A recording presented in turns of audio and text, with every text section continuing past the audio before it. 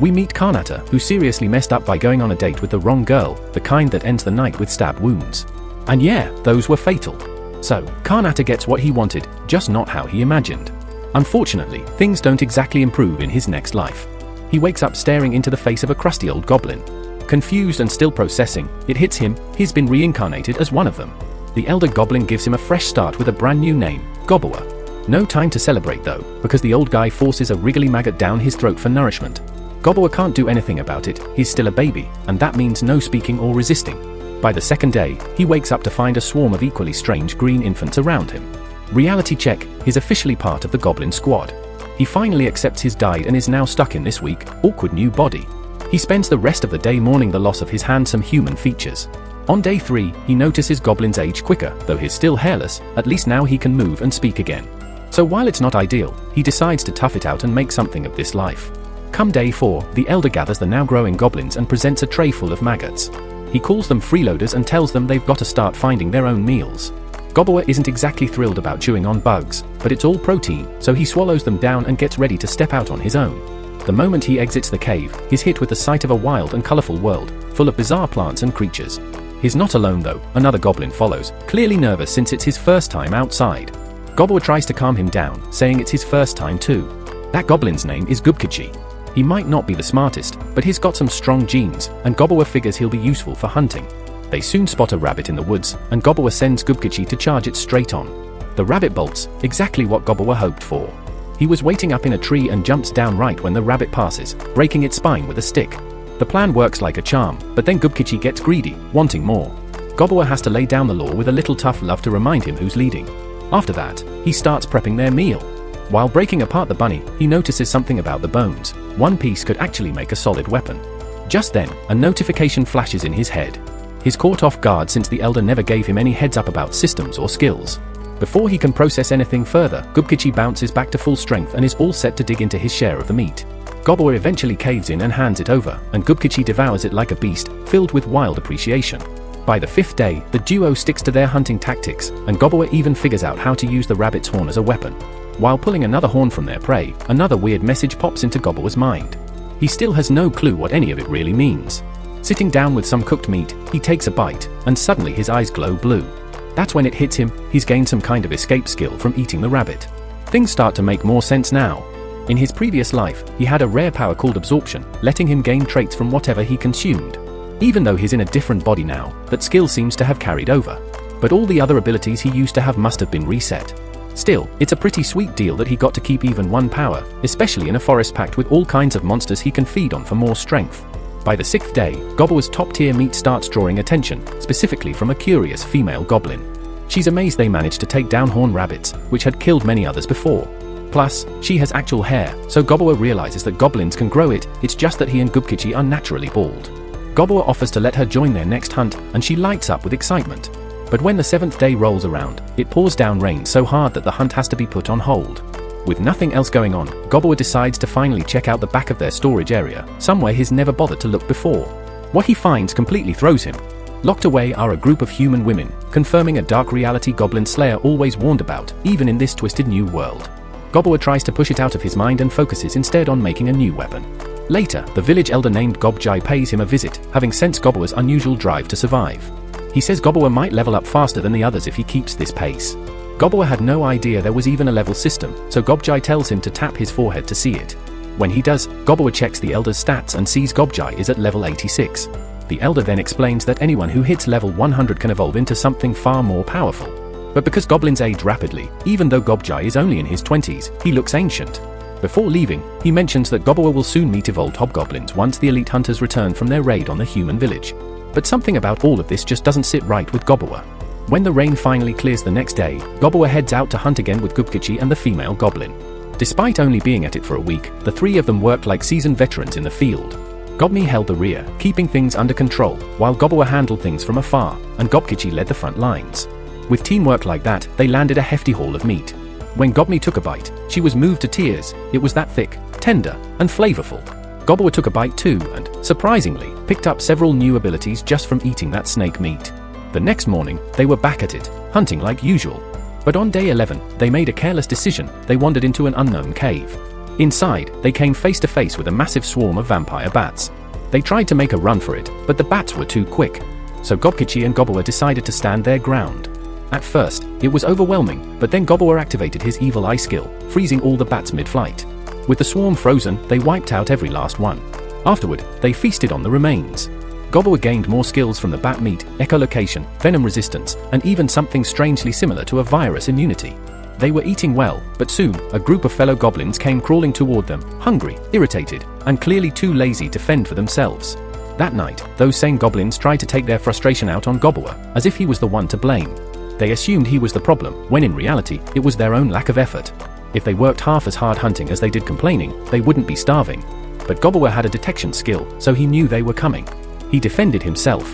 He didn't mean to take it too far, but underestimated the potency of his venom skill. One of the goblins didn't make it. Gobble wasn't exactly broken up about it, they came to attack him, after all. But Gobmi arrived and, seeing what they did, unleashed her fury. Even Gobble felt bad for them after witnessing how she reacted to someone trying to hurt him. The next day, they went back out and planned a team ambush. While an orc was just minding its own business, Gobkichi hit it square in the eye with a rock. While it was blinded, Gobkichi rushed in. The orc retaliated with a swing of its pickaxe, knocking him back, but Gobkichi wasn't alone. Another rock smashed its hand, and they followed up with a club to its knees. Gobble ended it by repeatedly stabbing it in the head. With the orc down, they dug in, feasting on the meat. But there was too much to eat in one sitting. Gobble suggested they haul the rest back to the cave. He had something in mind. Once back, Gobble called all the weaker, starving goblins together and told them they could eat as much as they wanted. At first, no one moved. But eventually, one by one, they dropped to their knees and began devouring the meat like they hadn't eaten in days. Watching them, Gobble reflected. In his past life, he never would have done something like this. Maybe reincarnation hadn't just changed his body, it might have shifted his heart too. That night, while everyone else slept, Gobble tried to rest as well, but an annoying system notification in his head just wouldn't stop. He's constantly getting alerts that he's way past the required level cap, which means a big change is coming. He's about to evolve into a hobgoblin any minute now. But he's too tired to care and just knocks out. When morning comes, something unexpected hits. Gobble wakes up and notices some strange changes in his body. He's baffled. His whole appearance is different now. Closer to what he looked like before being reincarnated. And hey, the best part? The bald head's gone. Gobkichi wakes up looking the same kind of different, and even though Gobmi herself hasn't changed much, she's absolutely loving the glow up her friends just had. Then the elder shows up, curious about all the ruckus. The moment he lays eyes on them, his jaw nearly drops. They've both evolved. And to think, it's only been 2 weeks since they were born. Gobkichi turns to Gobble with a grin and says he's itching to test out his upgraded strength, not just with hunting, but with a proper one-on-one. Gobble was not one to back down, so they head out to throw hands. Deep in the woods, their friendly brawl kicks off. Gobkich's hits pack way more punch than before, no doubt. But what he's got in raw power is still lacking in technique. Gobble dodges cleanly, sweeps him to the ground, and holds the edge. Eventually, Gobkichi taps out, giving Gobble some serious props. Still, Gobble gives him credit where it's due. Gobkich's physical strength is on another level compared to the rest of the group. Just then, Gobble hears wolves howling in the distance. Something's not right. He quickly calls over Gobmi, who's been stealth watching them this whole time, and tells her to grab the crossbow they crafted earlier. Looks like they're gonna need it. Wolves come charging down the hill, chasing a group of terrified rabbits. Once they're done tearing into the poor things, their eyes lock onto their next target, an orc just minding its own business. The orc bolts, but the wolves are ruthless. They catch up and tear into it without mercy. Watching this unfold, Gobble and Gobkichi decide this is the perfect chance to see just how strong their evolution made them. Gobble signals Gobmi to start launching bolts at the pack. When the alpha wolf takes a hit, both Gobble and Gobkichi charge in. Without their leader to guide them, the wolves are in total disarray. One by one, they take them down. Soon, the only one left standing is the badly injured leader. He eventually collapses, and Gobble steps up, bites deep into its flesh, and gains a new set of skills, one of them being leadership. He drags the fallen wolves back to the cave, tells the others it's feast time, and lets them dig into their heart's content.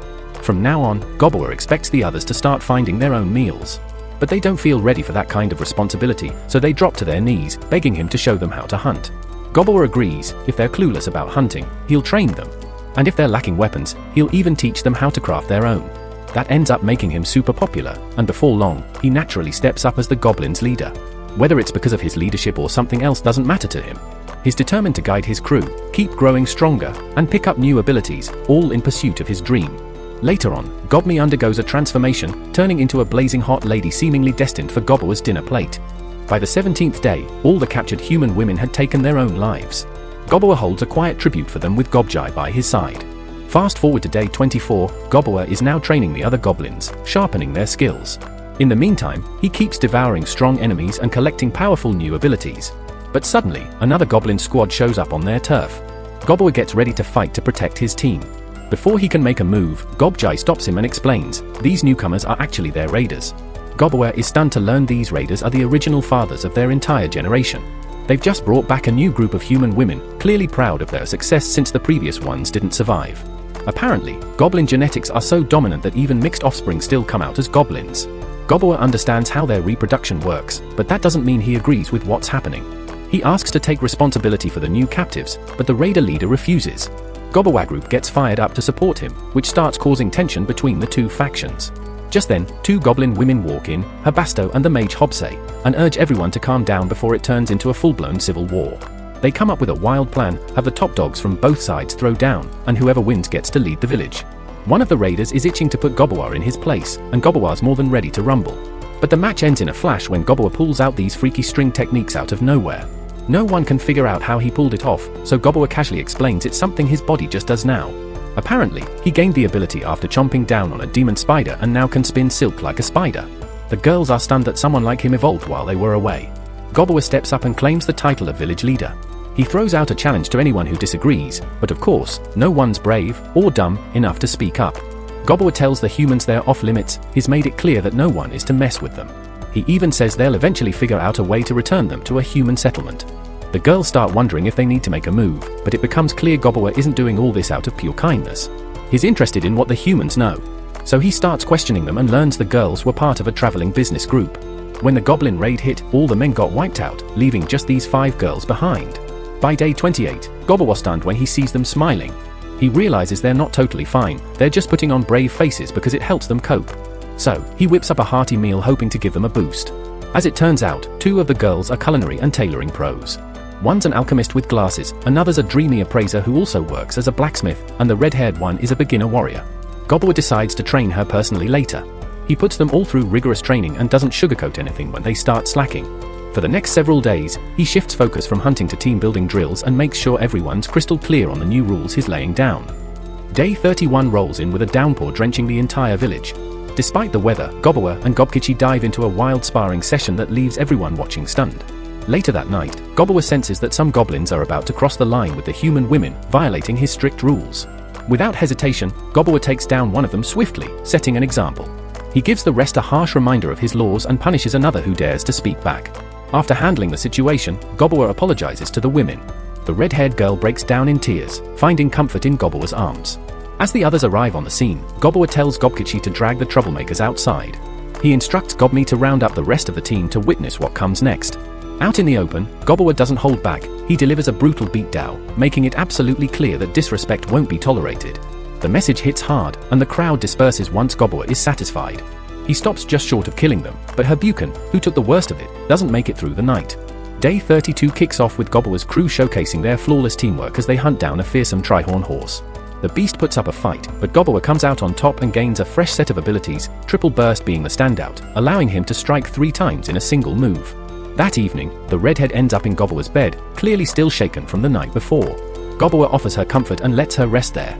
By morning, he's surprised to find Gobmi hanging around too.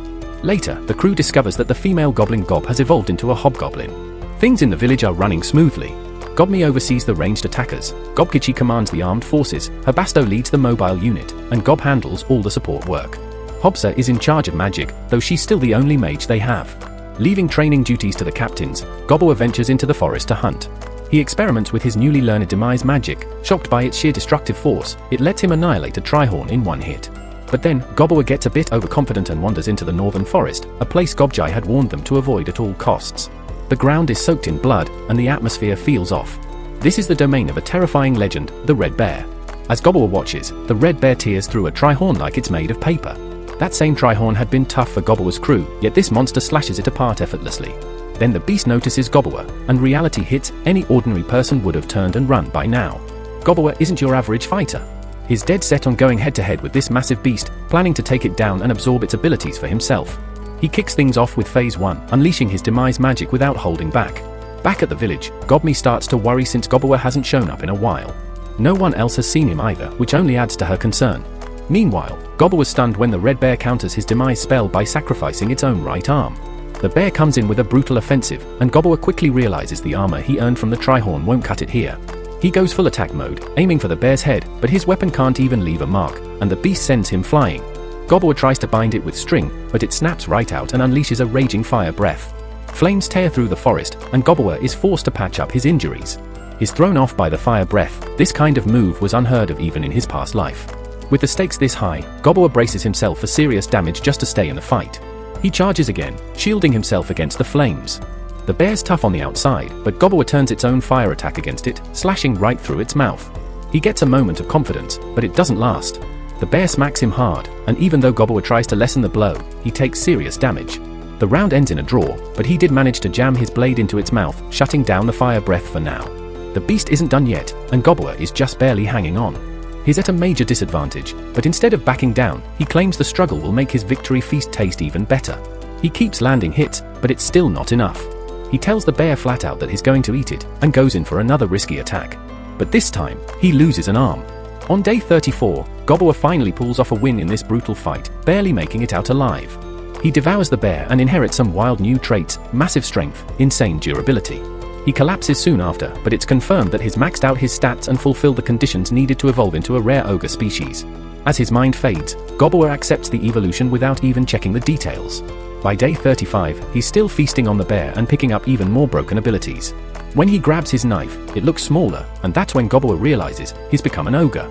Gobble makes his way back to the village, but the moment the others spot him, panic spreads. Everyone thinks they're under siege. They're all gearing up to escape, totally confused about why this ogre is grinning at them. Ironically, they start wishing Gobble was around to help. Luckily, Goblin recognizes him. But instead of being happy about his new form, she's furious he vanished for so long. She ends up getting hurt in her own frustration but still chews him out. She's mad he lost an arm, but the rest of the villagers are completely stunned that he managed to bring down the red bear. Gobjia is especially shocked, pointing out that Gobble defeated the ruler of the northern forest just a month after being born. Everyone wants answers, throwing questions at him, but Gobble was just relieved to be alive and back in what he now sees as his home. Since evolving into an ogre, Gobmi has practically been glued to him. But before diving into that chaos, he decides to change clothes. He heads into storage, and the women there don't recognize him right away and get spooked. After he shows off his abilities to prove who he is, they relax. One of the human girls notices his damaged axe and gets excited to repair it. While they talk, she proudly shows him a knife she made from a magical stone and asks him to check it out. Gobble is impressed by her effort and gives her a gentle pat on the head. She's clearly enjoying the attention a bit too much, while Gobmi and the redhead can't stand seeing him pay attention to someone else. Jealousy is definitely in the air. Gobble then heads over to check on the twin girls to see how they're doing. They've been overwhelmed with work and ask if someone can help. Gobble agrees and promises to send a few goblin girls to assist. The twins are thrilled, and Gobble finds it wild how quickly they've warmed up to goblins, even though their family was wiped out by them just a week ago. He makes a playful comment that they'd make great wives someday, and they don't seem to mind. But again, Gobmi and the redhead are not amused. Later, he visits the green-haired girl who's been focused on brewing potions. He inspects one of her vials and immediately realizes it's poison. She doesn't deny it. Turns out, she made it back when she planned to poison all the goblins out of fear. But after meeting honest goblins like Gobwa, she gave up on that plan. The next day, Gobwa realizes that regular training isn't going to work anymore. In his current ogre form, even when holding back, he's way too strong and almost ends up seriously hurting others. So, for now, he decides to stop sparring altogether. Gobkichi takes the defeat pretty badly and decides to head out for a solo hunt to cool off. While Gobble was a bit concerned, he understands that sometimes you just need some space. The rest of the goblins go about their routines like usual. For once, Gobble gets a moment to relax, sitting down to sew beside the always quiet Hobsa. Despite losing an arm during a battle with a red bear, Hobsa's still holding his own, thanks to a slime ability that helps him manage just fine. While they're chilling, Gobble mentions wanting his book back so he can finish reading it. But Hobsa completely blanks him, acting like he didn't hear a thing and keeps reading. The next day, Gobble was in the middle of lunch when Gob comes dashing in, clutching a badly injured carbuncle. Gobble immediately tries to heal it, but the creature's lost way too much blood. He says they'll need help from the potion maker to whip up something strong enough to save her. Thankfully, the treatment works, and the carbuncle slowly wakes up, dazed and confused about where she is and who's around. The goblins fill her in, and she's super grateful they saved her life. Even though she doesn't know any of them, she introduces herself as Returner and explains that she got attacked by humans not long ago. Apparently, the gem on her forehead is worth a ridiculous fortune, like 1 billion gold coins, so of course people are after her. She begs Gobbler for help to shake off the adventurers hunting her down, saying she's already on her last legs. Returner reveals she's not an ordinary carbuncle. She's an artificial one, created long ago by a powerful wizard to guard his treasures. But when she was attacked, her life-sustaining core got damaged, meaning she won't last much longer. Her creator had a serious grudge against humanity and made sure his treasures would never fall into human hands. He'd rather goblins have them. So, Returner makes a deal: if Gobbler helps get rid of the humans chasing her, she'll hand over everything. Gobbler was not about to let that chance pass him by. He calls the squad together and drops the news: they're heading out today to claim a legendary treasure and run off some greedy adventurers. He checks with the blacksmith girl to see if she still has that spirit stone dagger she mentioned. She gives it to him, and even though Gobbler was not much of a knife guy, he figures it's better than showing up with nothing if he wants to make an impression. The goblins set out and make their way to the hidden spot Returner told them about. Once inside, Gobbler tells Gobkichi and the rest to hang back while he scouts ahead to find the humans. Time to see what kind of deal he can strike, or how much pressure he needs to apply. Out of nowhere, those same idiots show up and corner him. They're griping about having to deal with an ogre now, but figure they'll just take him out quickly. One of them tries a sneak attack, aiming for a clean kill, but Gobbler catches it with his bare hand like he saw it coming from miles away. The whole group is stunned that the assassin's stealth got busted so easily. Gobbler steps in, calling them out, saying they're trespassing, trying to rob the place, and even almost killed the Guardian like it's nothing. Worst of all, they don't even feel guilty about it. Lucky for them, Gobbler's got a calm head and gives them a chance to walk away before it gets ugly. But instead of backing down, they swing at him.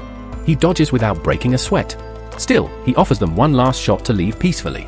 But as always, humans have a weird habit of ignoring common sense when it matters most. Even though Gobbler is clearly way stronger, they keep attacking. Eventually, he loses his patience and decides it's time to show them what's up. The reality starts to hit: they messed with the wrong ogre. Gobbler uses his earth magic to pin them down and calls in the crew to deal with them. After the fight, they strip the adventurers of everything and kick them out. Gobbler takes the loot and eats it, eats it, and gains all the skills those items had. One of the coolest new tricks. He now has an item box that can store over 100,000 things. Since he kept his promise, Returner takes Gobbler and the squad to the treasure room where her master died. It's filled with rare gear that belonged to a wizard named Velvet. He was apparently a spirit master who collected a ton of spirit stones. As her final moments tick down, Returner thanks them all and disappears, leaving behind her core gem. Gobbler, naturally, eats that too. They take a quiet moment to honor her, then get back to gathering everything valuable. Good thing they've got that new item box. But before they leave, Gobbler glances back at the wizard's body and feels bad just leaving it like that. So he burns it. As it turns to ash, it leaves behind a powerful-looking gauntlet. Gobbler doesn't hesitate. He slips it onto the arm he lost earlier, and the thing fuses to his body like it was always part of him. This new arm? Total game changer. It can rotate, produce poison, shoot out threads, you name it. Best of all, it functions just like a regular hand. The next morning, Gobbler spends a solid chunk of time going through the stash of gear they picked up from that legendary treasure room. Since it all belonged to a high-tier sorcerer, it's no surprise that everything is top quality and seriously powerful. So, Gobbler sorts through it and shares the wealth, handing out magical gear to the 15 hobgoblins and the rest of his squad fairly. He keeps a crimson spear and a slick enchanted bracelet for himself. That makes 3 legendary items in his arsenal now, fully equipped and ready for action. On day 40, Gobbler sets up some sparring matches between the hobgoblins to see who's leading the pack. The following day, he heads out at sunrise to challenge some fresh, unfamiliar monsters. First on the list is a massive golden spider. He one-shots it without breaking a sweat. After munching on the spider's meat, he unlocks a new ability that lets him spin golden threads, super useful. Later, while wandering deeper into the forest, he ends up near a glowing tree. That's when things get tricky. This area belongs to dryads. These beings usually lure in intelligent creatures and feed off them. Gobji had already filled Gobbler in on how dangerous they are, and also casually mentioned he wouldn't mind getting devoured by one. Gobbler acts like he'd never stoop to that kind of indulgence, but let's be real, that changes fast. A dryad appears, gets a little too close, and Gobbler folds immediately. He tries to act chill, but then he remembers he's still a virgin in this new world. And just like that, his brain checks out. He activates one of his rarest skills, the golden carrot. The dryad is floored, completely captivated, and, well, let's just say what followed went on for 5 hours straight. When they finally wrap things up, the dryad begs him to come back soon. Gobbler heads to a nearby waterfall to clean up. But before he can even relax, a bunch of lizard men show up out of nowhere trying to start something. Big mistake. He wipes them out, and anyone else dumb enough to challenge him after that. The next day, Gobbler discovers that 2 goblins in his squad have the potential to become full-blown mags. He sends them off to train under Hobsa. But when Gobbler sees the look on Hobsa's face, it's clear the old guy isn't exactly thrilled about the idea of mentoring new spellcasters. Meanwhile, drama is brewing back at base. Every girl in the cave is acting weird toward Gobbler, and he has no clue why, since nobody's saying anything. So he turns to the green-haired girl for answers. She usually keeps it real. She tells him flat out, they all know what he's been up to lately, thanks to the Dryad's very visible marks on his body. And yeah, they're jealous he didn't choose one of them first. Even she admits she's been feeling the same way. But unlike the others, she decides to speak her mind and take action. Gobbler's usual weakness for these situations kicks in, but Gobme isn't letting him off easy unless she gets her shot too. Turns out, the whole squad has the same idea. Things get so intense that day, Gobbler ends up setting up a soundproof barrier around his room. What happens behind that wall? That's between them and the gods. And me? Sometime later, Gobbler senses movement nearby. Turns out it's a group of flasher-looking elves making their way toward them. Meanwhile, the humans are gearing up for an ambush, clearly thinking they can swipe some loot. So, the elves show up asking for the goblins' assistance. Their leader? Arrogant as hell. But he's dangling an offer, months' worth of food for the goblin village. Gobjai thinks it's a golden opportunity. But to everyone's surprise, Gobbler turns it down flat. He doesn't care about their food or their problem. What he does care about is honesty. He wants them to be straight about why they need help. When the elf leader looks like he's about to get violent, Gobbler shuts him down with a single, bone-chilling glare. Then, without hesitation, he warns them to call off their hidden archers.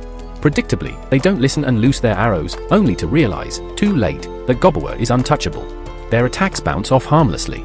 The elf finally gets the message and stops the fight. Gobbler tells him straight, he refused the deal just because he wasn't in the mood. Still, since they share the same forest, if humans become a bigger threat, he's open to cooperation. Then Gobbler stuns everyone by pulling out a weapon of legend, something so fearsome it silences the entire group. Even he doesn't totally understand its power, but he knows one thing, a single stab unleashes endless spears that shoot out for 100 meters. The elves retreat fast, clearly shaken. Gobbler was fine with that, he'd rather not deal with them again anyway. On day 45, he goes out hunting and wipes out 20 grey slimes. After absorbing their cores, he gains new skills, like fluid healing and self-duplication. Trying out the replication skill, Gobbler creates a tiny clone using his own blood. Even better, he can see through its eyes, sharing its senses. That gives him a clever idea. By day 46, he has the girls stitch some of his blood into their clothes, turning their outfits into emergency transmitters. That way, if anything goes down, he'll know right away. The following day, one of his blood clones spots the elves again. They clearly haven't learned a damn thing. This time, Gobbler lets loose a roar from deep within the cave that freezes the elves in place. When he steps out, he doesn't even say a word, he just grabs them, one by one. Their leader complains that Gobbler's attitude wounded his pride and that for such disrespect, death isn't enough. The others are more reasonable and apologize for not stopping their reckless commander. Gobbler's already made his decision, and it's not a kind one. The elf boss is done for, but the rest are given a shot at survival. Gobbler arranges a trial by combat between the goblins and the elves. Only the victors get to live. He figures it's fair, if they want to keep breathing, they need to prove they're worth it. When it's over, 6 elves are left on the ground, defeated. Coincidentally, or not, they're all male. Gobbler privately admits he skewed the matches a bit, he didn't feel right watching the women lose. Afterward, he helps himself to the fallen elves, feasting on them and picking up even more abilities in the process. He lays it out plainly to the survivors, they're not going anywhere. Gobbler tells them straight, they may have surrendered, but they still try to wipe out his kind. Gobjai, the old goblin creep, is drooling over the thought of having elf prisoners around, but Gobbler shuts that down fast, strict rules say no touching prisoners. Gobjai swears he'll behave, though it's clear he's itching for just one shot. Meanwhile, Gobbler heads out to deal with the elf leader personally. Fast forward to day 48, Gobkichi reaches level 100. By day 49, everyone's blown away to see Gobkichi evolve into a rare type. His deep red skin comes from a blessing by the flame demigod, and his iron-like hide is thanks to the war demigod. Gobkichi explains that Gobbler hasn't had anyone to properly train with since becoming an ogre, and he's been trying to catch up. Now that he's leveled up, they finally go head-to-head in a serious sparring match. Gobbler still comes out on top, but Gobkichi holds his own better than ever before. The fight ends with Gobbler as the winner, but Gobkichi earns real respect as a worthy rival. That night, Gobbler is dead tired when some odd figure appears. This stranger starts saying sorry, though it's unclear why, and hands Gobbler a gift, calling it a small token. Gobbler wakes up afterward, totally baffled, with no memory of what really happened. Day 51 rolls in, and Gobbler starts thinking maybe Gobkichi's growth is pushing others too, because now there are 4 new hobgoblins in the mix. One of them's even got the potential to become a mage, and another steps up as a cleric. The healer, named Habuchi, pledges to treat everyone she can. Hobsei also hits a new milestone, evolving into a half-spell lord. Most spell lords don't have the wild markings she does, but Gobbler notices hers look eerily like the ones on his own body. With her massive mana pool, she's itching to let loose. She lets off a jaw-dropping fire spell and says she could easily do 20 more of those. And she's not even a full spell lord yet, next evolution might take her even higher. Gobbler outfits her with new gear for her upgrade, and she tells her Basto, who's clearly feeling left behind, not to worry, she's catching up. Gobbler's starting to think all these sudden power jumps are connected to him. A goblin's first month has a huge impact on how they develop, and the environment he's created may be speeding everything up. It's awesome seeing his people getting stronger, but Gobbler knows not everyone's benefiting equally. By day 52, the older goblins start complaining. They've been busting their asses to keep pace, but the younger generation's pulling ahead fast. They finally decide to abandon the village. And crazy enough, Gobbler doesn't even punish them for walking out. Gobbler tells them straight up, they're not robbing anyone, so if the others want to take off, that's on them.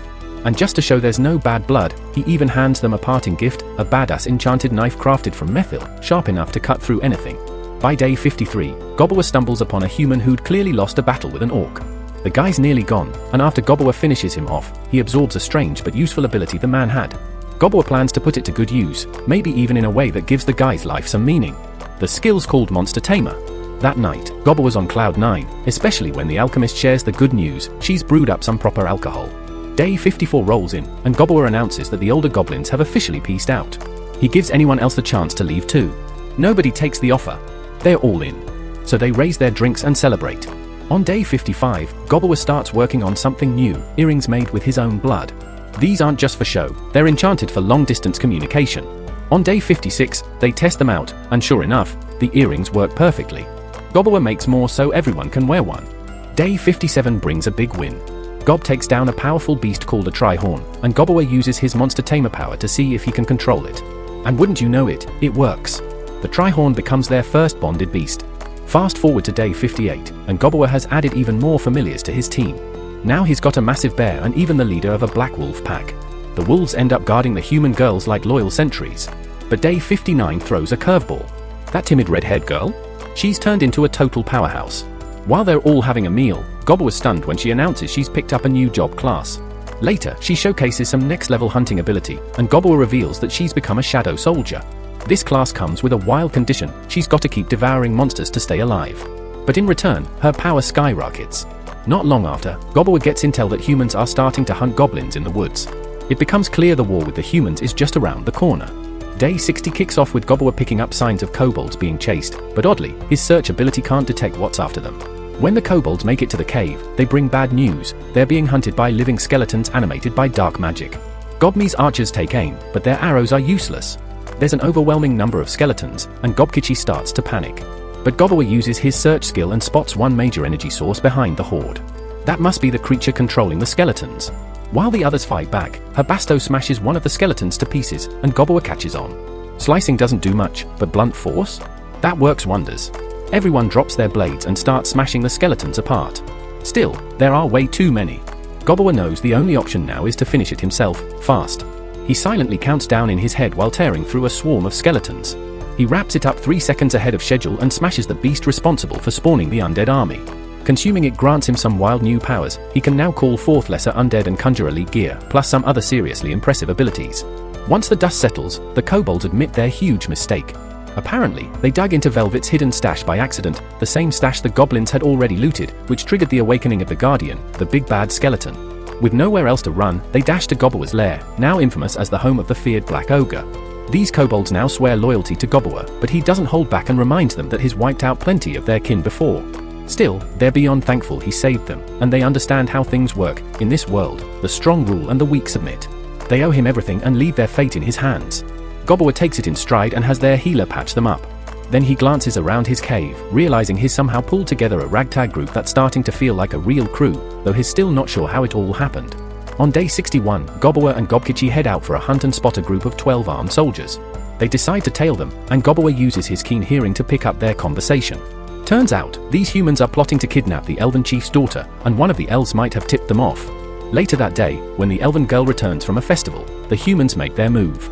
They slaughter her guards without hesitation and snatch her. Gobbler isn't the type to stand by, he steps in, rescues the girl, and captures the whole group of attackers. By day 62, Gobbler learns that a full-blown human assault is planned in just 20 days. He wastes no time and devours all 12 captured soldiers, gaining a fresh set of potent skills. When the elf girl finally comes to, she's terrified at the sight of him. He spots wings on her back, definitely not something normal elves have. Gobbler tries to talk her down, but she panics, convinced he's going to harm her. After some calming tea, she starts to relax, but her mood shifts again when he tells her guards didn't make it. She lashes out, blaming him for standing by and not helping sooner. Gobbler tells her flat out that the elf-human conflict isn't his fight. He also warns her that there's a mole among the elves and maybe she should be more worried about that. She breaks down crying, and he tells her to rest up before they take her home.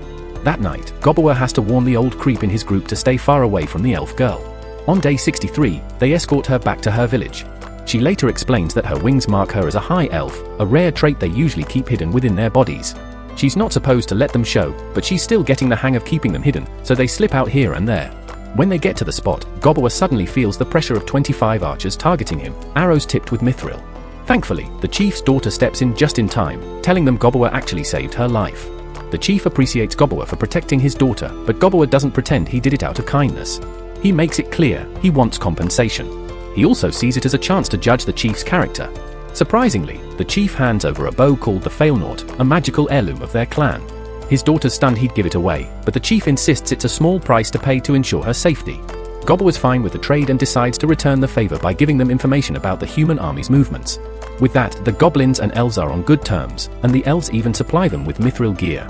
The chief also asks if they know anything about their elite scouts who went missing, but Gobbler acts innocent, saying he's got no idea. As another gesture, the chief offers Gobbler some premium liquor. Gobbler says they'll support the elves if needed, and later that night, is blown away by how incredible that drink tastes. By day 64, Gobbler was shocked to discover Gobmy has evolved into a Dampier type. Not only that, but 8 fresh hobgoblins have joined their ranks. Gobmy's powers got a major upgrade too. She now has the ice god's blessing, letting her generate and manipulate huge amounts of ice. Her cursed eye can force enemies to fight among themselves. Gobbler feels like her new appearance is familiar somehow, though he can't quite recall where from. Gob has also transformed, now a half-Earth Lord. Earth Lords can manipulate terrain and toughen their bodies. She even got a lightning-based skill to locate gems underground. Her Basto's new form is a half-bloody lord. He can control blood and use it like a weapon. All of the evolved goblins now bear strange tattoos in different places, and they claim those markings boost their strength, something Gobbler is curious to learn more about. Thanks to all the changes, Gobjai decides to give everyone new names to reflect their evolution. There's also a power chart ranking the races, and it shows that Ogro is now 5th, below beings like the Dampiers and Lords. Ogro figures it's only a matter of time before the elves come looking for backup in their war against the humans. Ogro knows they need all the backup they can get, so he hands out some communication earrings to the new squad. But the elf girls they rescued? Not into it. For elves, touching their ears is super taboo. Still, Ogro isn't discouraged, he's determined to win them over eventually with his usual charm. He takes the crew out for a training session and uses his summon lower undead skill to bring out a squad of skeletons for some live practice. He even outfits them with armor, because the better the gear, the tougher the skeletons become. The elves don't do so hot in the fights and take a few losses, but Ogro's not upset. What matters to him is the bond that's starting to form between everyone. By day 65, Ogro Dunn figures out that using less mana lets him summon regular skeletons, zombies, and similar undead creatures. He's curious about how they taste, but sadly, eating them is a no-go. Still, they're great for training and leveling up. Only downside? Sunlight wipes them out instantly, so they're basically useless during the day. Right now, Ogro's crew is stacked, over 100 strong and growing. The kobolds are in a rough spot, so they're grinding harder than anyone else. After one battle, Ogro notices Gobfu munching on spoiled meat and gets worried, but she swears it's delicious. On day 66, Ogro gets Earth to seal off the cave exit where skeletons kept leaking out. He also sends the kobolds out to hunt for more wolf familiars. They hustle and bring back 20 of them fast. But on the way, they run into a massive boar, and Earthy takes it down like it's nothing. Later on, the blacksmith girl shows Ogro the axe she fixed, the one he busted fighting the red bear. She upgraded it with a combo of spirit stone, iron, and mithril. Ogro's impressed, and she drops the news, she's now an elemental smith. Day 67 rolls around, and Ogro Kichi confesses his crushing on Earthy. Ogro already had a hunch, but Ogro Kichi admits he's clueless on what to do.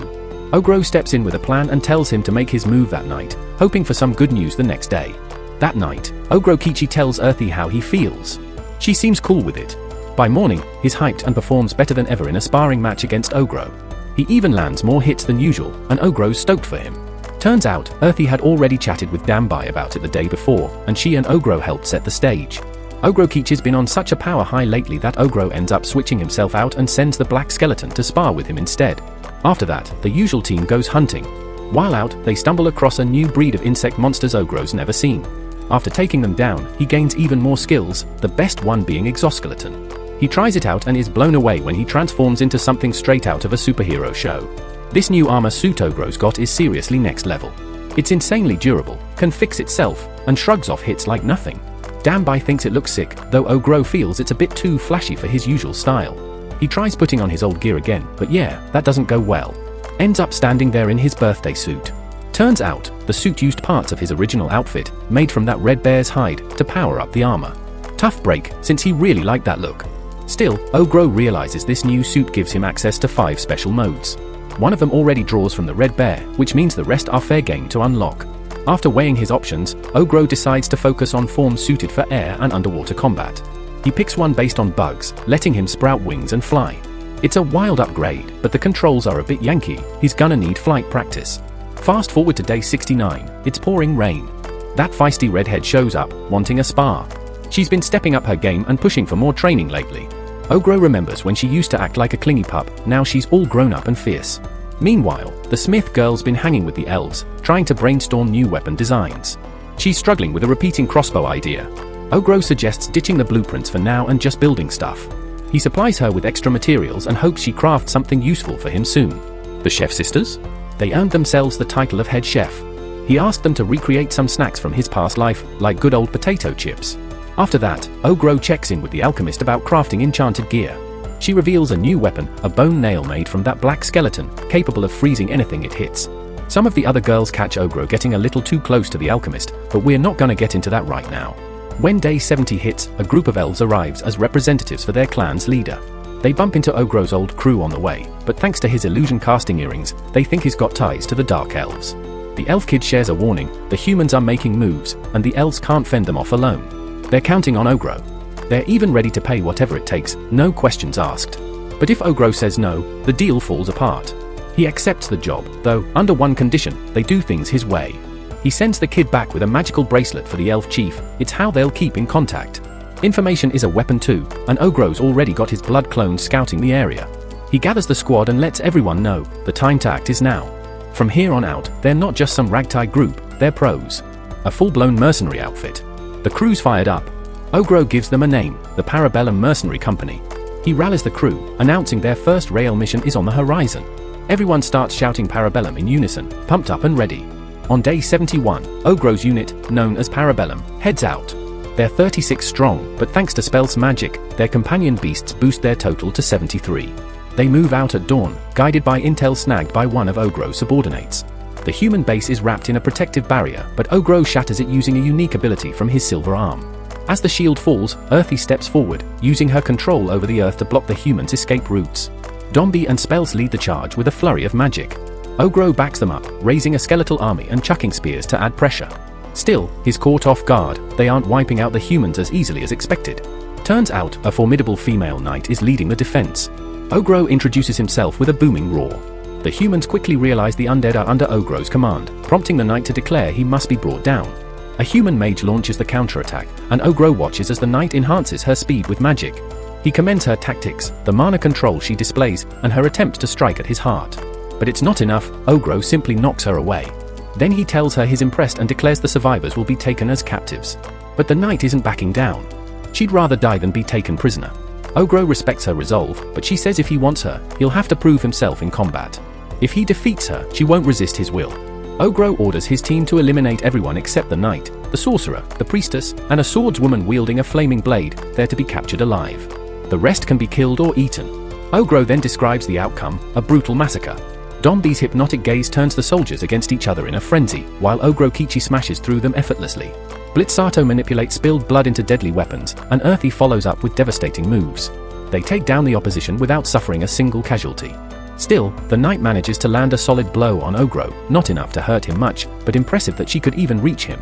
Just then, the human mage begins chanting a high-tier spell, pleading with the knight to retreat. Spell's Eye realizes the spell is 5th tier and gets worried, it might actually pose a threat to Ogro. Making things worse, the knight prepares to shield Ogro with her own body, willing to take the hit. The mage apologizes, admitting he's out of options, and unleashes the full force of his spell. Ogro claims victory even before the dust settles, he had no plans to let the Lady Knight fall. She watches, stunned, as Ogro effortlessly casts a magical barrier. Spell's Eye is left speechless too, realizing that Ogro fused 3rd tier demise magic, a vacuum shield from his silver arm, and several other abilities to pull it off. It took everything he had, but Ogro neutralized the dragon spell. The win is clean cut for his squad, and he makes sure everyone knows how huge it is to have captured such high-level warriors. To celebrate, Ogro throws a feast and absorbs an impressive haul of new powers. The elves join in, reveling in the win. Ogro, meanwhile, checks in on their new captives, but they're not in great shape. By day 72, he spells it out. With his enchanted earrings locked in, the humans can't lie or conceal anything anymore. This leads to a treasure trove of intel. An elder elf offers to trade alcohol for the info, and Ogro jumps on the deal. With the item Ogro provided, he shares everything the prisoners spilled, including top-secret routes the humans plan to use in a surprise multi-front attack against the elves. With this heads up, Ogro's crew strategically moves out, setting ambushes and lying in wait from trenches. The approaching human force is formidable, 500 knights in full armor and 100 mags backing them up. Ogro notes that if the elves took them on directly, it would be a grueling battle. But for his squad, it's just another training session. He launches the assault. His forces block exit paths and bombard the enemy with massive rocks, dropping their count from 500 to 300 in no time. Traps and arrows continue thinning the numbers until fewer than 100 remain. Ogro is intrigued when the enemy commander tells his troops to construct a barricade with whatever they can find, stalling the fight. To break the stalemate, Ogro sends Ogrokichi to clash with the commander. The humans fight hard, but Ogro backs his side with enough muscle to completely wipe out the enemy ranks. He's only concerned if Ogrokichi will hold back, but he doesn't. Ogrokichi steamrolls the commander, who quickly realizes he's dealing with a monster. Ogro acknowledges the commander's effort, but in the end, Ogrokichi emerges victorious. Just like before, Ogro throws another feast and reaps more power. Ogrokichi mentions the commander reminded him of Ogro, though Ogro doesn't quite see the resemblance. Then, unexpectedly, Dami appears and casually announces she wants to have Ogro's child. By day 74, the captured knights see their survival as more disgraceful than death. Their commander urges them to relax, they have food and shelter now, so things could be worse.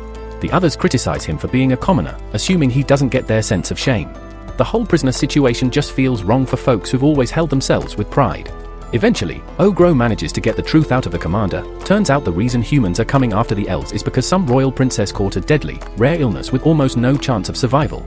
She was supposed to marry a king from another empire, so naturally, a cure had to be found at any cost. That's when humans caught wind of a special elven remedy, blessed by a guardian spirit of the forest. In the end, all this fighting came down to nothing more than selfish ambition. Meanwhile, Earthy gets spooked during a routine mining trip when something unexpected happens. Everyone assumes they're under attack, but it turns out the water pressure formed a hot spring instead. Ogro's thrilled and lets everyone know that it's got natural healing properties that even clear out stubborn infections. It's also great for the skin, so naturally, everyone jumps in to enjoy the new bath spot. Ogro gives Earthy a solid shout out for uncovering it. Come day 75, Ogro starts feeling a bit uneasy, so he comes up with a fresh training plan using the captured humans. The goal? Improve tactical thinking by putting them through mock combat exercises against real fighters. Each participant has to lead their unit, give orders, and try to outwit the opposing team leader. Ogro stays back and watches, acting as referee. For instance, Spellsea is commanding the defense squad while Domi oversees the archers. Both of them show real potential. On the flip side, Ogrokichi and Bloodzadu can't pull off any victories yet. The human captives are baffled. After all, they're watching goblins pull off full-on military drills. Then, the commander steps up and says he's done playing with practice fights, he wants a real duel with Ogro. Ogro respects that. Despite all the setbacks, this guy still wants to test himself. That's when Ogro starts taking him seriously and calls him the Steel Knight. The knight gets a bit rattled when Ogro surrounds him with mana. Ogro tells him not to worry, he's just leveling the field so it's not a total wipeout. Ogro powers up, and the knight gets fired up too. But in the clash that follows, Ogro totally outclasses him. Afterward, Ogro heals him, and Ogrokichi steps up, saying he wants a go at the Steel Knight next. As they fight, Ogro notices how Ogrokichi seems fired up too, clearly influenced by the knight's resolve. Later, the knight shares that he's from a region where demi-humans are common, so he's used to communicating with all sorts of folks. He takes a moment to recognize the unity and diversity Ogro has built among his people, clearly impressed by how well everything's organized. He even starts thinking maybe Ogro was sent by fate or something. Then the guy gives up his knight status and says he wants to fight alongside Ogro. Ogro agrees, meaning the guy's no longer a prisoner, and he plans to use his skills for something useful. Ogro pairs the redhead up with the Steel Knight and tells him to train her in solid human combat techniques. Later, the elf elder agrees to look after the injured humans. Ogro asks about the mysterious medicine the human seems so desperate to get, and the elder reveals it's the same one he once gave to Ogro. Turns out, this stuff is seriously powerful. It can cure nearly any illness. Ogro's shocked that the old elf handed him something so valuable, but the elder explains their rules only forbid sharing it with humans, not the ogre who saved his daughter. Ogro finally tries the medicine himself, and it gives him this strange feeling, plus, he gains a bunch of wild healing powers. Curious, Ogro drips a bit of his blood onto one of the wounded humans. The man's jaw drops. Not only do his wounds vanish, but even his back pain disappears. Ogro's just as stunned because it dawns on him how over the top these new abilities are. One drop of his blood healed someone completely, and now he's wondering what would happen with more. This kind of power feels like he's reached a whole new tier of strength. Day 81. Ogro's team gears up for their third clash with the human forces. Ogro doesn't waste time, he launches a spear from nearly 300 meters away and nails the target clean. Then, tapping into his strange power, he begins producing spear after spear, creating an endless barrage. After that first strike, the fight wraps up in under 20 minutes. Once the dust settles, Ogro uses his slime ability to gather up the fallen bodies. It's not a pretty sight. Still, everyone notices Blood's acting off. She's disturbingly into the whole thing. The following day, there's a quiet buzz among the elves. Ogro's brought some humans to meet with the Elder. To calm the tension, Ogro reassures the humans that the Elder is different from the rest of the elves. That turns out to be true. The Elder welcomes them warmly, even offering food and drinks. He's clearly impressed by Ogro pushing the human army to its limits but says he doesn't want a prolonged war. Instead, he plans to deploy his finest warriors to bring things to a swift and final end. Since Ogro's being paid, he's good with the plan. On the journey back to the village, the Lady Knight pulls Ogro aside. She pledges her full loyalty to him and asks for permission to act on her duty as a royal knight. Her request? To send rare elven medicine to help heal the princess back in the kingdom. Ogro weighs the pros and cons. Having the kingdom owe him a favor could be a game changer. But there's a complication. This world is ruled by 5 powerful deities, and their influence causes a lot of religious conflict. Ogro himself is favored by the god of demise and origin. If he's the one sending the medicine, it might stir up serious trouble. Still, something clicks in his mind. He tells the knight that he'll give it some thought. Day 83. It's time for the final showdown. The human army shows up with 2,000 troops. Ogro's forces, now joined by the elves, total just 650. This fight is different. A direct charge would lead to disaster. That's because one of Ogro's bloodborne scouts uncovered something big. 8 elite fighters are backing the humans. They're called the Rugald Orden, and each of them has divine blessings. They're not just powerful solo. They empower nearby allies too, meaning the bigger the army around them, the deadlier they become. Ogro hears all this and barely reacts. His only concern? Wondering what they might taste like. When battle begins, Ogro brings out his army of skeletons. Dombey raises a concern, the sun's about to rise. But Ogro reassures him that the skeletons have been modified. He sends Obrakich's unit to guard the perimeter while he leads the undead forces straight into the heart of enemy lines. As the fight breaks out, the humans are completely thrown off by the sheer number of skeletons Ogro has summoned. The humans figure they just have to hold on a little longer because sunrise is coming, and once it does, they think they'll finally be able to push the skeletons back. But they're dead wrong, those skeletons don't vanish. Turns out Ogro soaked them in some weird slime so they can still fight even in daylight. The skeletons hold their ground for a while, but Ogro sends them to back up the others, deciding to take on the remaining soldiers by himself. As he gets ready to launch a massive attack, he's thinking about how the entire enemy force will collapse once he wipes out the center unit. At the same time, one of the Braves approaches, annoyed he's stuck in such a dull war. He thought the soldiers just weren't trying hard enough, but they remind him they're nowhere near his level. When the Brave sees Ogro charging up, he realizes this might actually be worth his time. The troops are frozen, watching Ogro gather a swirl of water and blood before he releases a devastating blow that obliterates everything in sight. All the action has left Ogro starving, so he starts eating mid-battle. But then that laid-back kid shows up, ready for a fight. Ogro recognizes him, Filippo, the Bone Bug Brave. But Filippo doesn't like being called that by people he doesn't respect, so he gets heated. His creepy eyes give Ogro the hint that he's probably got a blessing from the god of demonic insects. The kid's mad because Ogro basically ruined his vacation or something. Ogro can tell the kid's got a bad attitude, but the insane pressure coming off him shows he's no joke. Filippo senses Ogro's got a blessing too and wants to know what it is, but Ogro's not giving anything away. Then Filippo shows off his weird bugs, explaining how they're infused with both his blessing and necromancy. He spreads them out, explaining that he can move corpses around with them. These aren't just any undead, they don't burn up in the sun. Ogro figures these bugs are some freaky bioweapons.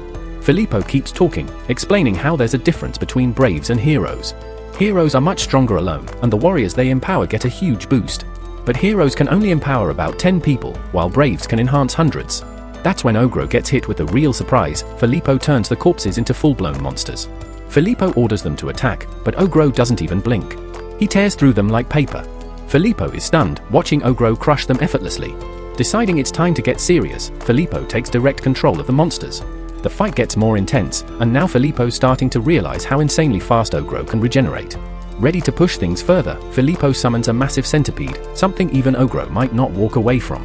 This creature absolutely wrecks Ogro, and the kid casually reveals it's his favorite pet. Apparently, the insect's so infamous that it's officially ranked as a natural disaster. Its venom is insanely lethal, just a trace is enough to shut down your organs. Still, the kid's impressed that Ogro managed to last this long. Meanwhile, Ogro's crew starts panicking, the venom is clearly taking a toll, and they're boxed in with no way to step in. Filippo watches proudly as his pet drags what looks like Ogro's lifeless body back to him. He sends the creature off to complete another mission, thinking this fight's already won. He even considers slicing Ogro open to find out what kind of blessings he had. He looks around for help with the body, only to realize it's vanished. Next thing you know, Filippo narrowly dodges an unexpected strike, Ogro's back in action. Now he's trying to figure out how the guy pulled it off. No answers from Ogro, so Filippo figures he must have used some decoy or trick. His bug pet's already gone, so he decides it's time to show off one of his secret moves. Filippo asks for a proper introduction, but Ogro keeps his identity hidden. So Filippo announces himself loud and proud, claiming to be ranked number 7 in the nation. But before he can finish bragging, Ogro cuts him off with an attack. The kid mutates mid-battle and pushes Ogro back hard. He's furious now, Ogro forced him to jump to his second secret move before even using the first. Filippo goes through a full transformation, which just makes him look like a more tempting target to Ogro. See, Ogro likes a meal that fights back. They clash, and Filippo is floored by how Ogro dodges and counters like it's nothing. Even crazier, Ogro hasn't even triggered any sort of major awakening.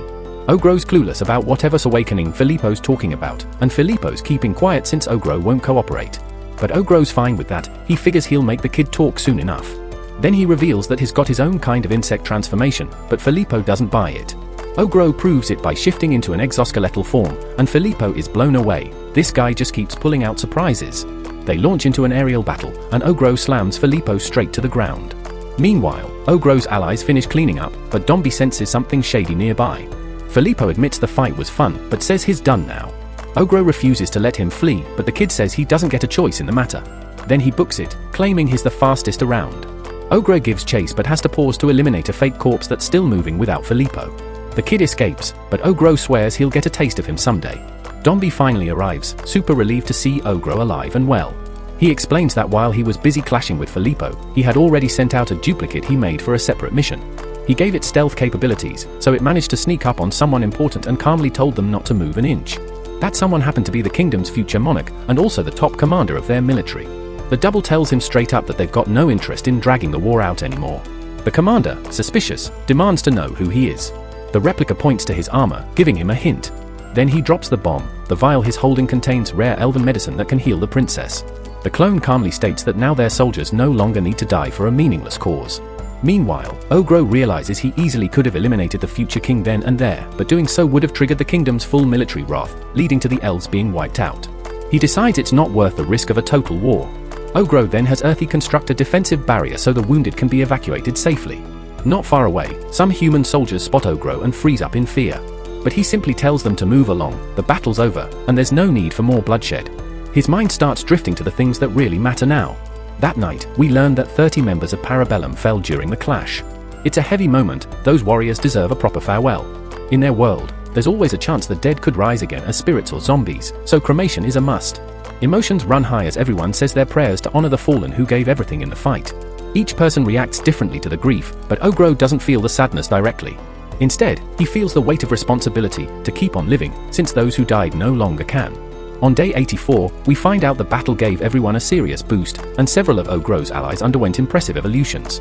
Habuji, focused on recovery skills, evolved into a half-Saint Lord. With his new form came a powerful skill, Shell Field, strong enough to take 20 hits from Ogro without breaking. Hobfu, who's been munching on nothing but rotten corpses, ended up turning into a ghoul, quite literally becoming what she eats.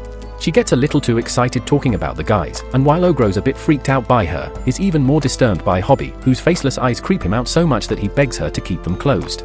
Though she was never great at close combat, she's now a Dadanki, a race built for combat support through illusions.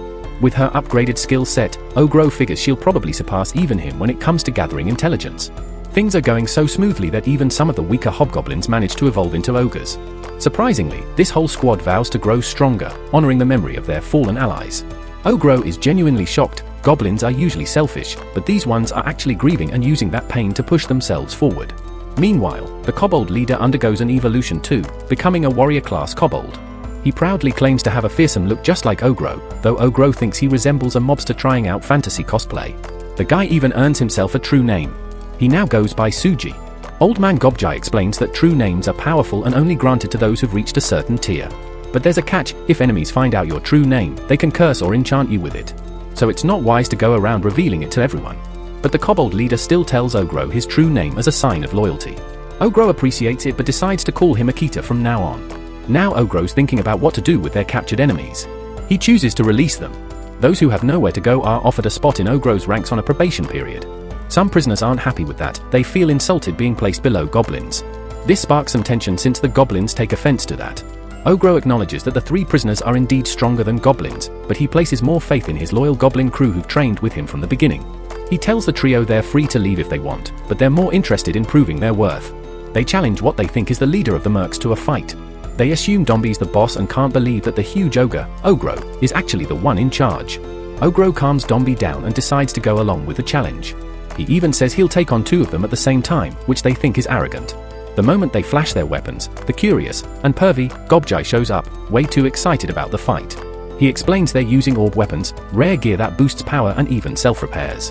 Ogro doesn't hold back. He crushes the challengers instantly and stomps down anyone else thinking of stepping up. But then the mood shifts. Ogro gets knocked back by a surprise hit, stunning the crowd. The attacker, looking like a beefed-up gorilla, declares himself the new boss. Ogro responds by launching him sky high. Ogro admits the guy was sneaky enough to land a hit, so he let it happen. Now only the half-damper remains, but he's mysteriously gone. Eventually, Ogro finds him, proposing to Dombi. Ogro loses it and delivers a merciless beatdown, furious that the guy had the nerve to flirt with Dombi right in front of him. Among the new probationary recruits, there are some tough-looking folks who are just happy to no longer be slaves. Ogro offers some of his blood to help a wounded Dhampir guy recover, but that ends up with the guy swearing loyalty out of nowhere, making things a bit weird. By the end of it, Ogro's group gains 50 new probationary members. These recruits get some hands-on experience by sparring with Ogro's undead soldiers, and we learn that Ogro put Ogrokichi in charge of their training. But that's not the only update. Ogro also found some skilled blacksmiths to support the smith girl. The new guys mention she's got potential but still has a lot to learn.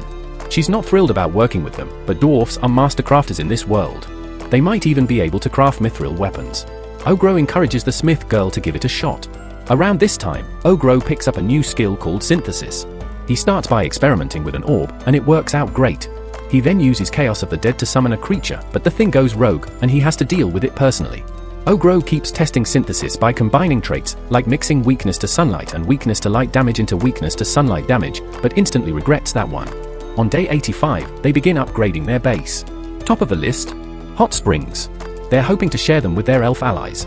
On day 86, Ogro uses the new recruits to test out more of his synthesized traits. If someone accidentally dies, it's less of a headache. Even he starts to question if he's pushing it too far. On day 87, the dwarf smiths reveal their best creation yet, a custom warhammer for Ogro. But he doesn't totally get what makes it so special. A lot's changed since Ogro's early days. Now he has to mask his presence just to walk through the forest. Everything flees from him. He visits the Dryad again to pick something up, but other spirits warn him there'll be consequences. Apparently, he was up to something shady. On day 88, Ogro tells everyone they'll start farming. The Dryad gave him magical seeds that grow faster, taste better, and are more nutritious than normal ones. On day 89, a few of the rookie members returned to their homelands. Even the high-ranking prisoners left, but only after Dami worked her magic on their minds. Now they've got informants in both the kingdom and the empire. With the human forces pulling back, the elf elder personally thanks Ogro for his support. They hold a huge celebration, though Ogro's unsure if attending was a wise move. Even though their traditions warn against trusting outsiders, the elder considers Ogro and his crew as true allies. He shares that his younger brother once broke their rules by leaving the forest to find ties beyond their borders, and all he ever wanted was to ensure there'd be a safe place waiting if he ever came back. And it's all thanks to Ogro. The elves get teary-eyed, and the celebration rolls on. Once they return to their base, Earthy digs up the final spirit stones as a token of appreciation for Velvet and the Carbuncle. Ogro munches down on this last batch of spirit stones, unlocking a whole new set of powers. Not wasting any time, he dives into crafting mode, using black skeleton bones and some replicant materials to build something sunlight resistant. And just like that, he puts together a wild creation he dubs the Skeleton Centipede. It's meant to be their transport when they escort the human girls to the human settlement. The girls panic, thinking they're being thrown out. But Ogro reminds them of his promise to return them home. Even if they plan to stick around, he wants them to visit their old world first before making any big choices. On day 91, they wrap up work on their improved hot spring.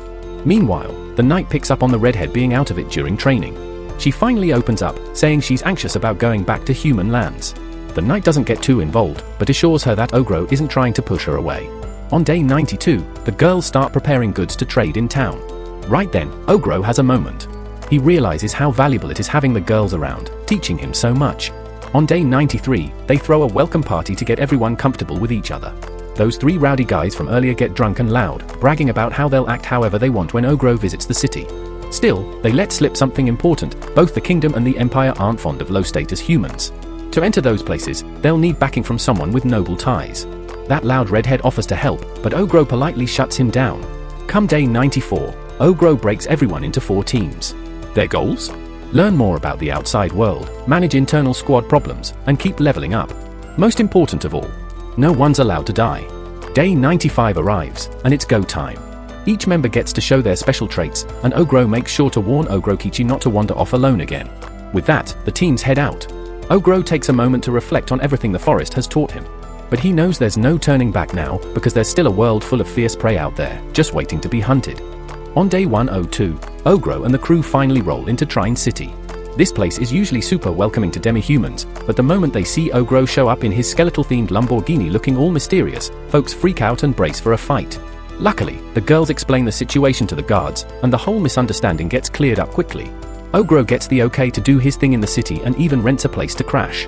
Once they're settled, he gathers all the human girls for a serious chat. While they're spending time here, he wants them to really think about whether they want to stick around or move on. He's totally fine with whatever they choose, even though deep down, he hopes they'll stay. Let's be honest, the only reason they ended up here was because they got captured and locked away by the previous Goblin generation. Anyway, the day moves on with the other girls heading out to sell their stuff in the city, while Redhead takes Ogro to check out the guild hall so he can sign up. Now, when the guild folks see Ogro for the first time, they completely panic. He's not your average ogre. So, to keep things simple, he just knocks out the panicked ones to avoid the drama. When he tries to get his crew Parabellum registered as official mercenaries, the receptionist faints on the spot. With the usual help out of commission, an older guy steps in and tells Ogro he needs to fill out a basic adventurer registration if he wants to be recognized. Once that's all wrapped up, everyone heads out to buy some fresh outfits. But Ogro has his own plans. He shapeshifts into his old human self to blend in and do some wrecking in the city. The others are shocked he can even do that, but they're used to his surprises by now and go with the flow. After grabbing some food, Ogro takes a walk through a dim alley. Suddenly, 6 thugs surround him. For most people, that'd be game over. But for Ogro, it's more like snack time. He takes them out with ease and ends up gaining a load of new abilities tied to shady business. Then he notices all 6 of the guys were wearing identical rings, which raises a red flag. They're probably part of some major crime ring. Not looking to get tangled in that mess, Ogro thinks it's time to bounce soon. That's when he spots another group of thieves shaking down a knight nearby. The knight shows up with ransom money for someone they captured, but the thugs get greedy and demand triple the amount. If not, they threaten to do something awful to the princess. Ogro sees it all go down, and while part of him wants to step in, getting involved in royal drama is a whole political storm, and he's just trying to keep things quiet. He wasn't planning on stepping in. But when the knight realizes the thugs aren't going to release the princess, he tries to fight back, only to get completely overwhelmed and knocked out like nothing. Just when they're about to finish him off, Ogro steps in. And that's something he definitely won't let happen. Without hesitation, Ogro charges in and knocks the thugs out cold. Once they're away from danger, he sets the knight down, only for the kid to start yelling at him, angry that Ogro didn't finish the thugs off. But Ogro isn't about to take that kind of attitude from someone he just saved, especially not for showing restraint. So, he gives the knight a well-deserved bop on the head. He tells him there's a reason those guys are still breathing. And if anything serious ever comes up that can't be made public, the kid's welcome to call him for help. Just to make sure the knight takes it seriously, Ogro shows off his true ogre form, proving he's not joking around. The knight's still unsure, but eventually decides to accept Ogro's offer. They meet up again, and the knight spills everything. Turns out he and the princess arrived in town a few days ago, but kept her visit a secret for security reasons. Still, the princess got it in her head to sneak away from her guards and explore the city alone. That's when she got nabbed by the gang. Ogro tells the knight not to worry, he already knows exactly where their hideout is. The knight's shocked, but Ogro explains he used his own blood to track the criminals after knocking them out earlier. Their base is in an abandoned building way out in the middle of nowhere. Armed with this info, Ogro wastes no time heading there to deal with them. Once inside, they find the princess locked in a back room. While the knight checks on her condition, Ogro spots some documents lying around that prove this whole thing was premeditated. After getting out, they torch the hideout, watching it go up in flames. Ogro tells the knight to keep the whole event under wraps, no reports, no witnesses, nothing. But the knight insists on informing the king. So, Ogro pulls some strings and gets the knight hypnotized to keep his mouth shut. The next day, Ogro gets a call from Seiji with good news: the next generation of goblins has safely arrived. Ogro's happy to hear it, but today's the moment of truth. He's about to find out if the girls still want to stay with him. So he's feeling a little on edge, but honestly, there's no real reason to stress. They're already hooked on him. No way they're leaving now. Everyone grabs their gear to head back to the hideout, but just before they roll out, the same princess from before steps in front of Ogro, saying she wants a word. She gives her name all formally and explains she's heard he's leading a mercenary squad, and she's got a major job lined up. She asks him to escort her to the royal capital. And Ogro's quietly impressed by how she carries herself. Her tone's way more mature than her looks suggest, and she's standing face to face with a massive ogre without batting an eye. It's like her charm stat is off the charts. But even with all that, Ogro turns her down since he's already got things to handle, plus she's already got a full squad of bodyguards. The princess claps back, saying her guards are boring and she'd rather have someone like him at her side. Ogro tries to tell her it's best to stick with her original crew, but she completely tunes him out. Then one of the knights mentions they're offering a gold plate as payment if Ogro accepts the escort task. They say it's not a demand, just an offer if he's interested. But as soon as the girls catch wind of that gold plate, they start hounding Ogro to take the job. Usually, a basic escort run might pull in like 10,000 gold, but this gold plate, that's worth a whole million. Too good to pass up. So Ogro finally agrees, especially since he wanted to check out the royal capital anyway. But just as they're about to leave, Ogro notices none of her guards are around, and that sets off some red flags. Turns out the princess ditched her escort crew and showed up on her own, and now a bunch of knights are frantically searching for her. That means if Ogro's seen traveling with her, people might assume he kidnapped her. But he's already agreed to the deal and signed a contract, and once a contract signed, there's no backing out. As they travel, the princess keeps hitting him with questions about the creepy skeleton centipede they're riding, and the wild animals they spot in the distance. Ogro keeps calm and answers her, and then decides it's the perfect time to stop for lunch. He and Dombey get to work, hunting down some beasts and grilling up a delicious feast. He even tweaks the skeleton centipede's appearance to make it a bit less terrifying.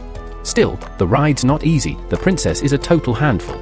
She keeps doing reckless stuff, like nearly jumping off the carriage or bothering the twins while they're cooking. So Ogro finally has to lay down the law with a smack to get her to calm down and act right. The adventure presses on as the group stumbles across a turtle snake nest. Ogro's all fired up, eager to grab some of that juicy snake meat, but no one else is too keen on diving into the nest. Left with no backup, Ogro uses his earth magic to dig them out solo. Once they're up top, he starts taking the snakes down one by one and tells the twins to whip up some sauce for the upcoming meal. Surprisingly, the princess shows a bit of growth, probably thanks to Ogro's earlier tough love. She steps up to help the twins with prepping the meal, trying to make up for her earlier antics. Ogro's pretty pumped seeing the princess starting to fit in with the crew. When the food's finally done, they all sit around for another delicious feast. After eating, they hop back into the carriage and hit the road again. Ogro starts seeing the princess in a new light, noticing how she's starting to change. After some travel time, they pull over for a quick stop. Ogro invites the knight to join the morning workout session, and the princess says she wants in, too. The knight's a bit hesitant. He knows the risks and worries she might get injured. But the princess pushes back, saying it'd be smart to learn some self-defense and how to hold her own. Ogro eventually gives the green light, letting her join in the training. So the crew trains together, and Ogro starts picking up on their strengths and weaknesses. As the day rolls on, they reach a mountain pass and start talking about their next move. The shortest route cuts right through the mountains, but it's also the most dangerous. The knight suggests they play it safe and go along the river path instead. That mountain trail is guarded by Falaise eagles, beasts with wild speed and toxic claws. Ogro's never heard of them before. The knight gives him the rundown. Those birds dominate the cliffs with their insane flying speed and venomous strikes. Most people avoid that route at all costs. But the moment Ogro hears there's a strong monster up there, he's already set on facing it head-on. Next morning, they take the canyon route. Ogro makes quick work of the normal eagles, and they enjoy a breakfast of fried bird. But soon, things get serious. Ogro tells everyone to stay inside the carriage and not step out until he gives the all clear. An hour passes. They trust Ogro, but the silence starts making people nervous. Still, Dami has total confidence in him. If worst came to worst and something did happen to Ogro, she's ready to take that eagle on herself or die trying. That's when everything goes quiet, too quiet, and the crew yanks open the curtains to check if the battle's over. Man, the crew is shook when they see Ogro missing an arm, and that jade eagle still going berserk on him. But even though it seems like Ogro's getting whooped, he's really just sizing up the bird's power. Once he's done analyzing, he gets serious, grabs his severed arm, and eats it to regenerate. After that, he goes full beast mode and wipes out the eagle in one blow. Once the fight's over, Ogro finds a spirit stone inside the bird, which turns out to be insanely valuable, like, worth an entire nation's gold stash. The girls warn him not to eat it. Then Ogro tries some of that jade eagle meat, and boom, He unlocks a bunch of new skills and another transformation. While he's checking out the new perks, the princess shows up with a question. She's been keeping an eye on Ogro and wants to know why he eats everything he kills. It's not the first time Ogro's heard that question. His answer is always the same: he devours what he defeats to carry the grudges and souls of those he's slain. That's his code, and he's sticking to it. Fast forward to day 109, the group rolls up to a village, and the people there are clearly scared of Ogro. In human-only areas, demi-humans like Ogro usually get hated on. But Ruberia pulls out her family crest to keep things calm. Thanks to that, the crew gets a warm welcome and gets shown to the Alest waterfall, the village's main attraction. After chilling in the hot springs all day, the villagers throw a big celebration to say thanks. To return the favor, Ogro shares some of his booze. But one dude gets too touchy and ends up facing Dami's fury. To lift the mood, Ogro kicks off a drinking contest, with 4 silver plates up for grabs. The thing is, Ogro can't get drunk. So everyone else just drinks themselves into the ground trying to beat him. While they're knocked out, he snacks on some fish and unlocks some crazy new powers. Come day 110, they leave the village, but Ogro notices the twins are looking weak. Turns out they wore themselves out cooking for everyone at the party. Ogro tells them to rest up while he handles the food for the day. By day 111, everyone's losing it and tells Ogro to stop the cart, because the twins are pregnant with his kids. Ogro's panicking and contacts Gobjai for advice, cause he's got no clue what to do. The twins' bellies have already gotten huge, and Ogro wonders if they should head back to the village. But Gobjai breaks the bad news: they won't make it in time. The babies are draining nutrients like crazy and could be born any second. If the twins were ogres, it'd be fine. But they're human, and their bodies might not be able to handle it. Without enough nutrition, things could go south real fast. There's no way they'll make it back to the village in time, so Ogro starts searching for a nearby spot where the twins can give birth. They're clearly in serious pain, but they reassure him not to worry, they'll deliver his children soon. But not long after, panic sets in. The twins are suddenly looking dangerously thin. Their energy is plummeting, and the alchemist's life potion isn't helping at all. They urgently need something more nourishing to stay alive. That's when Ogro comes up with a crazy idea. It's risky for the twins, but they don't have many choices left. Without hesitation, Ogro rips off his own arm and offers them his flesh to eat. Everyone's stunned, but they know it might be the only shot to save them. There's no time to prepare the meat, it has to be eaten raw. The twins try to refuse, not wanting Ogro to suffer like that, but someone points out he can regenerate limbs. Still, the girl resists, so Ogro takes it into his own hands, literally. He bites into his own arm and feeds them himself, saying they can be mad at him later, but he's not letting them or the babies die. Afterward, he finds a cave for shelter. There are bears inside, but Ogro has the 3 lords deal with them quickly. He uses his abilities to set up makeshift bedding, but the girls' stomachs are so huge they look like they're about to burst. He applies healing energy and anesthesia to help manage their pain, but he's not sure how long it'll last. Eventually, one of their bellies stops growing. Ogro sends word to Seiji using one of his blood clones, letting him know that what's about to happen might be important for their group. He puts one of the twins to sleep and forms a scalpel with his powers. He reminds himself to keep applying healing and sedation while he begins the procedure. Sometime later, the twins give birth, a boy and a girl. Thanks to Ogro's blood and skills, everything goes smoothly, and their wounds heal fast. Ogro's beyond relieved that he didn't lose them. Holding one of the newborns, the princess jokes that they look like little monkeys, but still adorable. That's when Gobjai steps up and asks to examine the babies. He's thinking they might be some sort of hybrid ogres. And he's right, they both have tiny horns. Gobjai explains that these can be removed while they're still infants. Apparently, when a human woman gives birth to a demi-human child, the baby usually resembles the father's species. But in rare cases, 1 in a million, a unique hybrid race appears. These kids, called mixed bloods, are born with incredible power. Unfortunately, both sides tend to reject them, leaving them to live as feared beings, often seen as dangerous. Ogro's grateful for all the advice Gobjai gave him, but this time, he's trusting his own instincts. Even if his kids turn into something feared or misunderstood, just because others judge them, he'll still give them all the love a father can. Seiji agrees, saying that everyone in Parabellum is on the same page. Another strange thing about the kids, Ogro notices they've got glowing orbs embedded in their bodies. He figures it might have something to do with the orbs and dragon spheres he absorbed earlier. So, they decide to give them fitting names. The girl becomes Oro, and the boy, Argento. Felicia and Alma, the twins, are doing awesome, and Ogro gives them credit for bringing his children into the world. He makes it clear he wants to stick with them and be a proper family from now on, and it's clear they all feel the same. Skip to day 112, and Ogro's off on a solo mission, searching for a new, powerful creature unlike any he's seen before. Eventually, he runs into a bizarre beast he ends up calling the White Stag. The moment he lays eyes on it, he knows this thing isn't ordinary. It's definitely boss tier. Even if he gave it everything he's got, Ogro guesses he only has a 30% shot at winning. But that rush of danger? It gets his blood pumping, he hasn't felt like this in ages. He dives into battle mode, but to his surprise, the beast doesn't fight. Instead, it breaks off its antlers and bolts. Ogro considers eating the antlers to get a power boost, but something tells him they might be better off in his kid's hands. Continuing his journey, he stumbles upon a battlefield, a squad of humans and demi-humans fighting together against some high-level threat. Right away, Ogro sees this group isn't messing around. They've got skills and teamwork, and it's obvious they're the strongest crew he's seen since arriving here. Their enemy? A monster strong enough to hold its own against them, and now it's charging up for one final, devastating magical blast.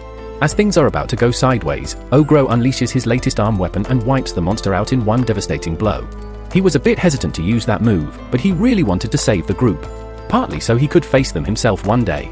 He's not sure if he can store the massive creature's body, but surprisingly, it fits. With that done, he turns his focus to the team. One human steps forward, shielding the rest, and Ogro pauses. He starts to wonder, could this guy have beaten the boss on his own if Ogro hadn't interfered? He doesn't have the answer, but something about the guy makes him believe it's possible. Ogro gives the guy some honest respect for how he handled the fight. Instead of threatening them or claiming the credit, he acts casual, saying he was sent to deal with the monster. He asks if it's alright for him to keep the body, and in exchange, offers to heal their wounds. They agree, so Ogro picks up the monster, and they go their separate ways. The guy is totally stunned that someone like Ogro even exists. He knows Ogro hasn't hit top-tier status yet, but there's something about him that's got the guy frozen in place. Some girl assumes it's because of the guy's injuries, but the truth is, it's fear. This dude's got an ability called Voice of Death, and it showed him the absolute worst-case scenario if they tried to fight Ogro. They all would have died after taking down that boss and getting more powerful. Ogro eventually returns to the cave. His kid's already walking around, and the whole group is excited to see him back, so Ogro calls them geniuses. He feeds them the stag's horn, and he can instantly sense that their abilities jumped up majorly. Ogro and the red-haired girl try it too, and he's totally floored when they both unlock two abilities marked with strange symbols. And the wild part? It only took a small bit of the horn to trigger it. Now Ogro's freaking out, wondering if he just made a huge mistake. It's clear this white stag isn't something he can take on right now. That night, Ogro surpasses his current level limit again and hits all the marks needed for a new evolution. Now he has the option to become a rare and ancient form known as an Apostle Lord. Ogro decides to go through with it, and he's granted a true name, Yartan Doji. Apparently, he's supposed to get some abilities too, but certain conditions haven't been met just yet. He'll unlock them only after fulfilling those. And on top of everything else, 8 members of Ogro's group are named Demon Generals. The next morning, everyone is left speechless when they see Ogro's brand new evolved form. After Ogro powers up and unlocks his new form, the crew sets off again the next day to continue their journey. Along the way, 2 more women, the group's alchemist and blacksmith, end up expecting. But Ogro's been through this before, so he knows exactly what to do. He decides it's best to make a quick stop near a water source. This time, everything goes a lot smoother. The delivery is calm, organized, and before long, Ogro is the proud father of 4. With the births out of the way, we finally learn the real names of the alchemist and blacksmith, Spinel and Emery. They're now officially part of the growing family. Emery brings a strong High Orc son into the world, and Ogro names him Oniwaka. Spinel gives birth to a human baby girl, who is named Nicola.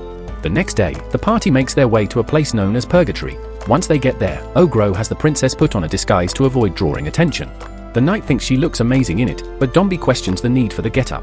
Ogro explains that since they're near the royal capital now, being recognized would stir up a lot of unwanted drama. For now, he tells the new mons to take it easy while the rest of the group heads out to the Adventurers Guild to pick up some information.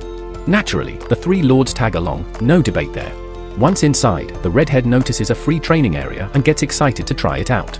Not long after, a couple of local adventurers are impressed by Ogro's presence and ask to spar. He doesn't mind, but he knows he'd overwhelm them instantly. So, he throws a twist into the mix. He lets the adventurers challenge the 3 lords instead. And to spice things up, he offers 5 silver plates to anyone who wins. That gets the crowd fired up. Soon enough, challengers line up to take on the lords.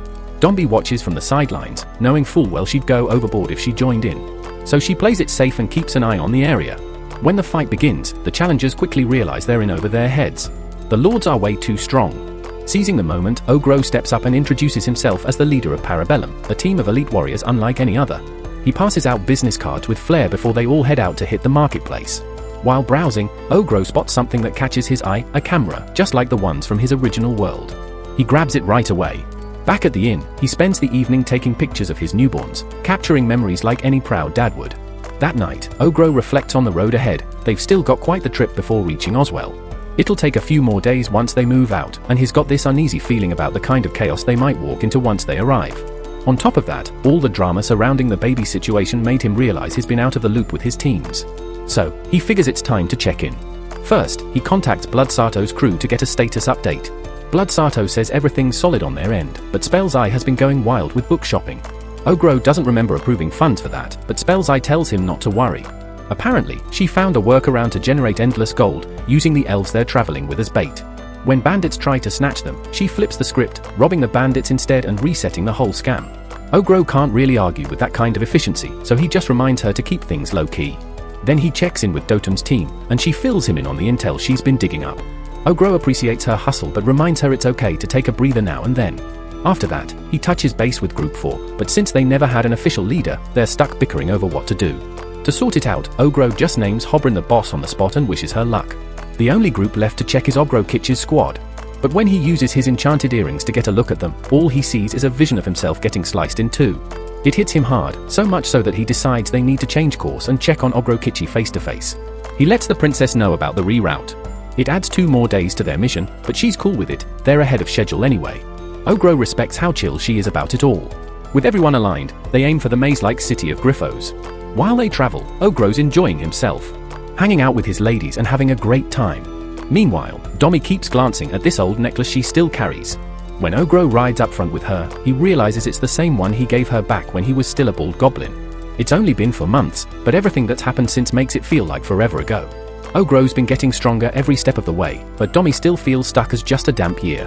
And despite sticking by his side since day 4 and taking all his love, she still hasn't gotten pregnant. Ogro tells her it doesn't matter how strong he gets, he's not going to forget about her. Whether or not she bears his child, it won't change how he feels. The next morning, the crew arrives at Griffos, and Ogro Kitch is probably somewhere deep inside the dungeon waiting. So Ogro decides to check things out. When he reaches the entrance, he spots 2 panicked adventurers bolting out of the place.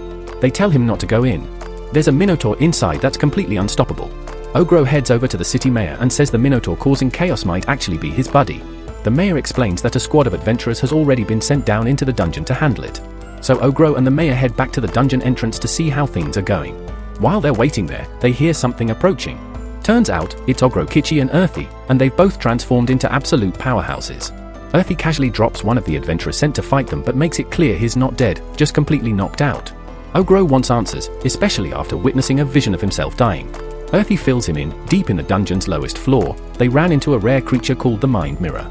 This monster's no joke, it shapeshifts into the strongest being its opponent can imagine. So when it targeted Ogro Kitchi, it took on the form of Ogro himself. Ogro Kitchi was getting completely overwhelmed, on the brink of defeat. But just when things looked grim, he underwent a wild transformation, evolving into a powerful Minotaur form and unlocking insane strength to win. What Ogro had seen was that exact moment where Ogro Kitchi beat the Mimic. So really, all that stress could have been avoided if Ogro had just made a second call. Now Ogro Kitchi's become a whole new kind of Minotaur, an Earthy. She's leveled up into a full-on Earth Lord. Ogro's relieved it wasn't the disaster he feared. Since they're already in town, they decide to rest for the night. But first, Ogro Kitchi steps up and challenges Ogro to a friendly duel. Ogro expected this, so they prep the battlefield, digging out a massive pit to throw down in.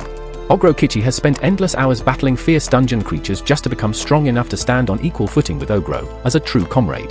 Ogro's genuinely moved by his dedication and readies himself to give Ogro Kitchi a serious fight. As soon as they clash, Ogro Kitchi lands a powerful opening hit that knocks Ogro back. The axe he's using is massive, no one but him could even swing it. Ogro's caught off guard when Ogro Kitchi goes in for a slash. He manages to block, but then a huge burst of fire explodes around him, one he can't dodge. Ogro ends up scorched. Turns out, thanks to his evolution, Ogro Kitchi now controls both fire and lightning at the same time. Ogro can shrug off the lightning, since he's resistant to that, but the fire? That's a problem. Right now, Ogro Kitch is bringing serious heat, literally, and he's not letting up as he charges in again, determined to win. Ogro's really starting to get fired up. As he clashes with Ogro Kitchi again, he decides to tap into his other elemental powers and sets up a clever sneak attack. But it backfires, Ogro Kitchi flips the script and shuts that move down hard. Then Ogro Kitchi unleashes a surprise technique called Phantom Bowl. It's putting Ogro in a tough spot, so he's got no choice but to activate one of his newly awakened transcendent skills. The power-up boosts all his abilities to insane levels. With that surge of strength, Ogro flips Ogro Kitchi over and goes wild, hammering him with a relentless wave of spear attacks. Ogro Kitchi is having a hard time keeping up, so he kicks it up a notch and ignites himself in flames to fight back. The blazing wall disrupts Ogro's sight, he can't tell where Ogro Kitchi is coming from. Then boom, Ogro Kitchi shows up overhead. Ogro fires off a barrage of rock attacks, thinking there's no way Ogrokichi can dodge in mid-air. But Ogrokichi blocks everything using his shield, dropping down like a meteor. A few of Ogro's rocks still land, but that only fuels Ogrokichi's determination to smash him with a meteor strike. But here's the catch. Ogrokichi didn't consider that spectators could get hurt in the fiery aftermath. When the smoke clears, Ogrokichi realizes he went too far. Luckily, Ogro had used his wind control to keep the flames inside the arena. Even though Ogro can take a hit, Ogrokichi's reckless move endangered civilians, including Ogro's own children. That crosses the line. Ogro unleashes his dark demon power to paralyze Ogrokichi, then slams him with a massive hammer strike to knock some sense into him. He's not out for revenge, just making sure Ogrokichi doesn't try anything that careless again. As he throws punches, Ogro flashes back to the first time he had to straighten Ogrokichi out. He's not even mad anymore, just hoping Ogrokichi lands safely wherever he ends up. By day 121, the crew finally arrives at Oswell's royal capital. Ogro says the fight with Ogrokichi lasted all the way until morning. The capital stuns him, and Ruberia shares that the city's greatness comes from its deep wisdom and knowledge. She gives Ogro credit for protecting her through the journey and promises him a unique reward. They all chill at her palace that night, enjoying an amazing feast. The alchemist's not used to the fancy lifestyle though. Big rooms and plush beds make it hard for the girls to sleep, but the babies are out like a light. On day 122, Ruberia gives Ogro more than just thanks. He gets a personal recommendation letter, which lets him explore the capital freely without any hassle. Ogro gets serious and questions how Ruberia can trust him so easily when they barely know each other. He asks what makes her so sure he won't misuse that trust. Ruberia responds that she's observed him closely. She's seen how he operates, sharp in both combat and negotiation, and always weighing outcomes before acting. Someone like that wouldn't be reckless enough to cross her kingdom. It hits Ogro that Ruberia has been playing things way more cleverly than she let on. Though she acted sweet the whole way, she's been assessing him the entire journey. And it turns out this arrangement benefits her too, making it easier for Ogro to return means she has quicker access to his skills. Ogro's surprised but impressed. He didn't just gain an ally, he gained someone with real strategic chops. As Ogro's crew prepares to leave, Ruberia's aide mentions she's not allowed to personally see them off. Ogro says their farewells are done, then gives some encouragement to the young warrior to keep up his training. The crew rolls out, and Ogro reveals to us that he left his blood replicas planted all around the royal capital. He knows they'll return someday, but for now, it's time to head home. On day 124, Dombi's feeling discouraged. She's still stuck at level 89 and feels like she's not progressing. Ogro promises she's not being left behind and offers to train with her anytime. He urges her to speak up, and when she finally does, he halts the carriage and gets the whole crew involved in her session. He summons some giants, and Dombi gives it her all, even if evolving still seems far away. She tears through over 30 of Ogro's summons but ends up totally drained. Though she didn't evolve, Ogro praises her effort. As the day ends, she suddenly collapses.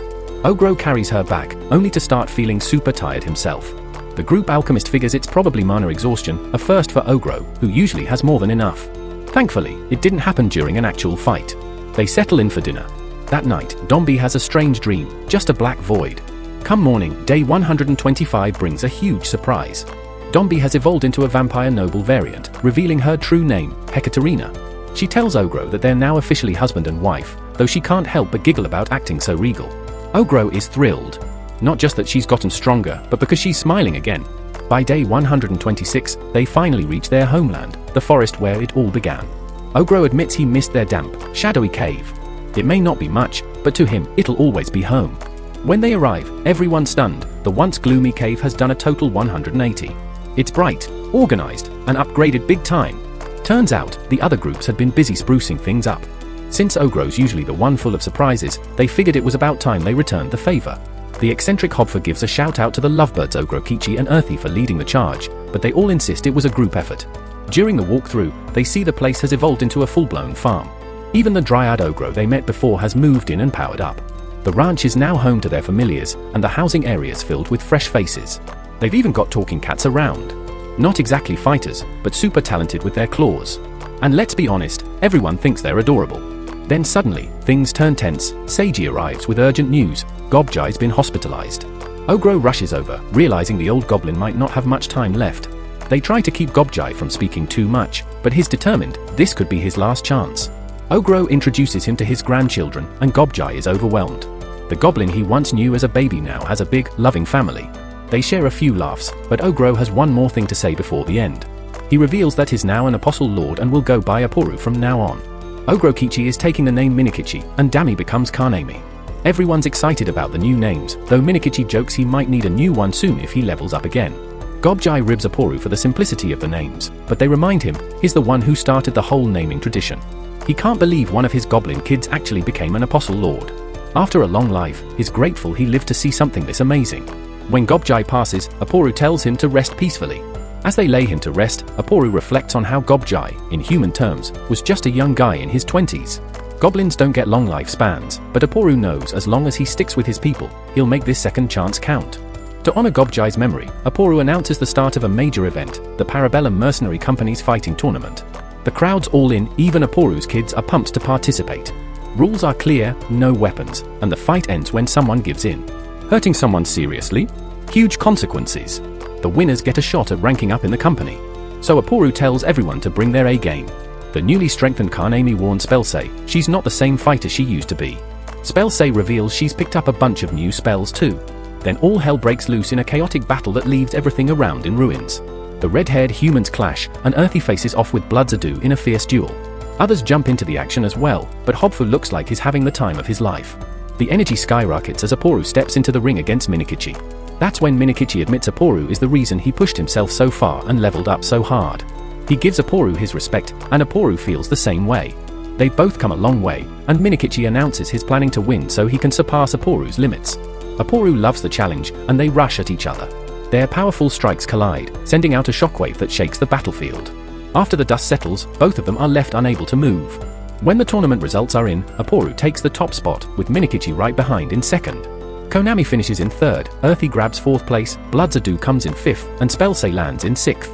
The rest of the group places behind them, but Aporu isn't shocked by how things turned out. The twins cook up a meal for everyone, and even Aporu's kids are completely wiped out, barely able to stay awake. Watching everyone eat and rest, Aporu feels a deep sense of pride seeing how far they've all come. Their growth means more to him than any trophy ever could. On day 127, Ruberia reaches out to Aporu, and he casually drops his newly chosen name. He's caught off guard when she says she wants to hire him again, but she quickly adds that this time it won't be anything too major. Aporu doesn't buy that for a second. He knows Ruberia too well and suspects she's up to something. It's not just a hunch either. Some of his copies picked up hints, though nothing super clear. Ruberia admits her goal is to make Aporu's name known all across the kingdom, thinking the publicity will really help boost his crew. Aporu figured she'd pull something like this, she always knows how to push the right buttons. He decides to play along and agrees to listen to her pitch. Before long, Aporu and the entire Parabellum team are geared up and on their way to the royal capital. He originally took the job for the huge payout, but little did he know things were about to spiral into something way bigger than he ever imagined. Thanks for tuning in, don't forget to like, share, and subscribe so you don't miss what happens next.